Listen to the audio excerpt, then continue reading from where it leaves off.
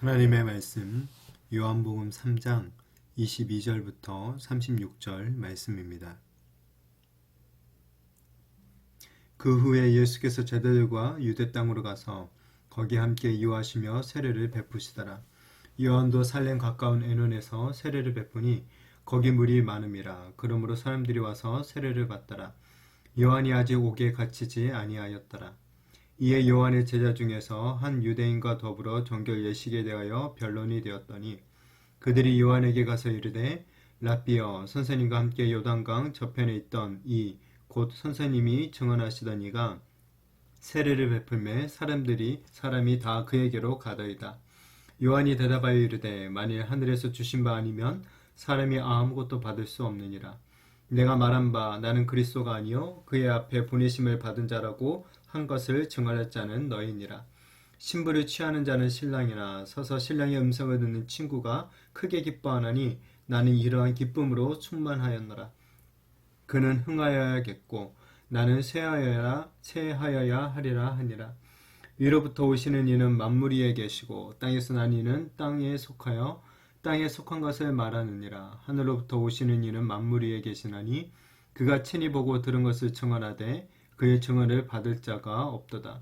그의 증언을 받을 자는 하나님이 참되시다는 것을 인쳤느니라. 하나님이 보내신 이는 하나님의 말씀을 하나니 이는 하나님이 성령을 한량없이 주심이니라. 아버지께서 아들을 사랑하사 만물을 다 그의 손에 주셨으니 아들을 믿는 자에게는 영생이 있고 아들에게 순종하지 아니하는 자는 영생을 보지 못하고 도리어 하나님의 진노가 그 위에 머물러 있느니라. 아멘.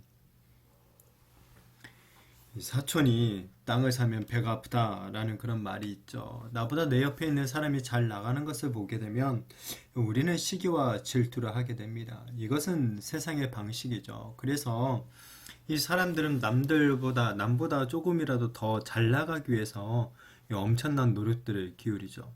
때로는 이제 그런 질투와 시기가 잘못 사용되면 이 다른 사람을 잘 나가는 그 사람을 갖다가 일부러 이렇게 깎아내리는 어떤 험담들을 하는 경우도 있게 됩니다. 아니면 이 또 다른 사람을 속여서 나를 더 돋보이게 만드는 어떤 기만과 이 속임, 거짓 이런 것들을 사용하는 경우들도 있죠. 자, 그러나 하나님 나라의 방식을 따라 살아가는 우리 그리스도인들은 이런 시기와 질투를 해서는 절대 안 될 것입니다.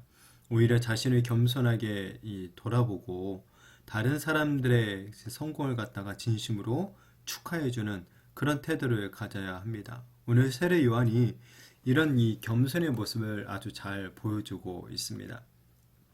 예수님께서 세례를 베풀기 시작하자 이 예수님에게로 사람들이 몰리기를 시작합니다. 예수님이 본격적으로 사역을 하시기 전만 해도 많은 사람들이 요한에게 와서 세례를 받았었는데 이제는 이 요한의 인기가 쉽게 말하면 시들어 가는 것처럼 보였던 것이죠. 이런 이제 상황을 보고 세례 요한의 제자들의 그 마음이 불편한 것입니다. 이 요한의 제자들이 세례 요한에게 사람들이 예수님께로 몰려간다라는 보고를 하죠. 이 보고 안에는 결국 예수님을 향한 어떤 시기와 질투의 마음, 어떤 경쟁의식 이런 것들을 가지고 보고를 한 것이죠. 자, 그러나 이 보고를 들은 요한은 아주 태연하죠. 예수님께로 사람들이 몰려드는 것, 이 아주 당연하다라는 듯이 대답을 합니다. 그러면서 제자들을 향해서 그는 흥하여야겠고, 예수님은 흥해야 되는 사람이고, 자신은 쇠하여야, 쇠퇴되어 없어져 버릴, 사라져야 될 그런 사람이다라고 말을 하죠. 이 요한의 제자들은 예수님을 향해서 마치 라이벌처럼 의식을 했었습니다. 그러나 세례 요한은 자신이 그리스도가 아니라 예수님이 그리스도이시며 자신의 역할은 이 신부를 취하는 신랑을 보면서 기뻐하는 그 신랑의 친구다라는 것을 분명히 하고 있죠. 우리가 어떤 친구나 지인의 결혼식에 참여해서 기뻐하는 이유가 무엇입니까? 바로 내가 사랑하고 아끼는 친구가 아름다운 신부를 맞이하는 것을 보면서 그 신랑의 이 기쁜 신랑이 된 그 친구의 기쁜 웃음소리를 보면서 함께 기뻐하는 것이죠. 그런데 그런 결혼식에 참여해서는 이 친구가 신부를 맞이한다고 배 아파한다던가 무슨 뭐 그 친구를 라이벌처럼 뭐 이렇게 의식해서 뭐 안 좋은 뭐 행동을 한다던가 그거라면 절대 안 되는 거. 그건 바른 모습이 아니죠. 중요한 것은 누구입니까? 이 결혼식의 주인공인 신랑과 신부이지 축하해 주러 온 자기 자신이 되어서는 안 되는 것이죠.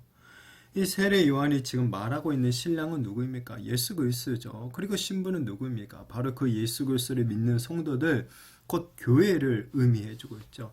이 세례 요한이 이렇게 기쁨으로 충만했던 것은 자신의 사명을 다 감당했고 그 결과로 이 예수님께서 이 공생애를 시작하셨기 때문에 그럼 바로 예수님을 믿는 이 그리스도인들, 교회들이 생겨나는 것을 보면서 기뻐했기 때문에 그런 것입니다. 그러니까 자신은 그리스도의 길을 곱게 하는 이 사명을 지닌 자였다라는 그것을 다시 한번 밝혀주고 있죠. 나아가 이 요한은 그의 제자들에게 이 사실을 증언할 자들이 바로 너희다라고 말을 했죠. 이건 뭡니까? 경쟁 의식을 버리고 이 겸손한 마음으로 낮은 자세로 너에게 주어진 사명들을 감당하라 라는 그런 의미가 될 것입니다. 세례 요한의 이러한 자세는 하나님이 맡기신 사명을 분명히 알고 오직 그 사명에만 충실한 이 충성된 어떤 일꾼들의 모범이 되어주고 있죠. 하나님의 일꾼은 이런 개인의 욕망이 아니라 오직 하나님의 뜻을 이루는데 최선을 다하고 또 그 일로 기뻐하고 만족해야 하는 것입니다. 이 남과 비교하면서 어떤 경제 의식이나 시기와 질투로 이 남을 함부로 판단하거나 깎아내려서는 안 되는 거죠. 그리고 나아가서는 이 자기 자신에 대해서도 어떤 그 의기소침할 그런 필요도 없을 것입니다. 그저 우리 자신은 하나님 나라를 위한 도구임을 기억하며 이 각자 맡겨진 일들을 묵묵히 감당하고 그것을 통해 하나님의 나라가 세워지는 것을 보면서 함께 기뻐하고 즐거워하며 우리 자신을 사용해 주신 하나님께 감사하면 될 것입니다. 이어서 이 요한복음의 저자는 이제 세례 요한과 대조되는 예수님의 초월성에 대해서 이제 첨부의 말을 덧붙이고 있죠. 이 세상에서 난 이는 땅의 것을 말하지만은 하늘로부터 오신 그리스도는 만물 위에 계신 분이시다라고 설명을 합니다. 곧 예수 그리스도는 피조물이 아니라 세례 요한처럼 피조물이 아니라 이 창조주가 되시고 참 하나님이 되신다라는 것을 말하고 있는 것이죠. 또한 이 그리스도께서 하시는 말씀은 그를 보내신 하나님의 이 말씀이기 때문에 진리가 된다라는 것입니다. 그렇기에 그리스도의 이 증언, 진리의 증언을 믿는 자들, 곧 하나님의 참되심을 인정하고 믿는 자가 된다라는 것이죠.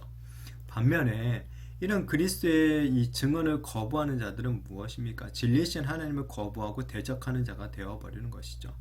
저자는 이러한 이 등식을 가리켜서 아들을 믿는 자는 아버지를 믿는 것이고 아들을 거부하는 자는 아버지를 거부하는 것이다 라고 이렇게 얘기를 합니다.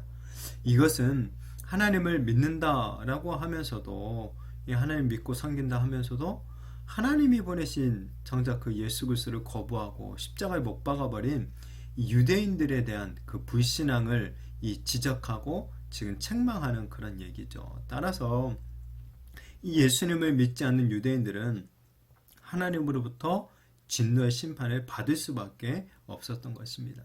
반면에 이 아들을 믿는 자에게는 영생이 있다라고 얘기를 하고 있죠. 이 하나님께서 예수 그리스도를 이 땅에 보내심으로 말미암아 사람들은 누구나 그리스도를 통해서 이 영생을 얻거나 아니면 예수 그리스도를 거부함으로 말미암아 영원한 심판을 받게 되는 그런 기로에 놓이게 되는 거죠. 이 영생과 영벌, 그리스도의 재림과 함께 임할 마지막 심판 때에 완성이 되는 것이죠. 새 하늘과 새 땅, 새 예루살렘에 들어가서 영생을 누리거나 아니면 영원히 꺼지지 않는 불못에 던져져서 이 둘째 사망에 처하는 그런 심판을 받게 될 것입니다. 이 땅에서 예수 그리스도를 믿는 자들, 바로 우리 성도들은 하나님 나라에서 이 영생을 누리며 살아가게 될 줄로 믿습니다.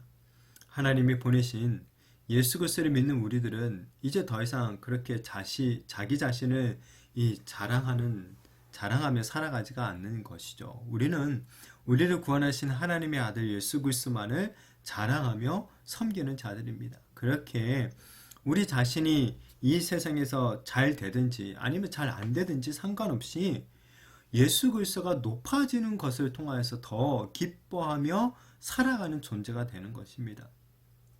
바라기는 이러한 기쁨이 우리 성도님들의 마음과 이 삶에 더욱 충만하게 되어지기를 축복합니다. 세례 요한의 말처럼 정말 예수님은 더 흥하여지고 우리들은 이 새하여지는 그런 신앙과 삶의 겸손한 태도를 가지고 우리가 좀 살아갔으면 좋겠습니다. 예수님을 이용해서 우리 자신이 흥해서는 절대 안 되는 것이죠. 뭔가 세상에 어떤 유익을 얻고 어떤 안락함이나 이런 것들을 얻으려고 해서는 절대 안 될 것입니다.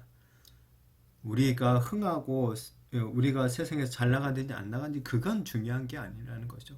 바로 예수님이 높아지는 것, 예수님이 드러나는 것, 예수님이 이 땅 가운데 정말 구원자로 온전히 드러나는 것, 이것이 정말 우리가 가져야 될 사명이고 이 일을 통해서 우리가 더 기뻐해야 되고 즐거워해야 된다는 것이죠.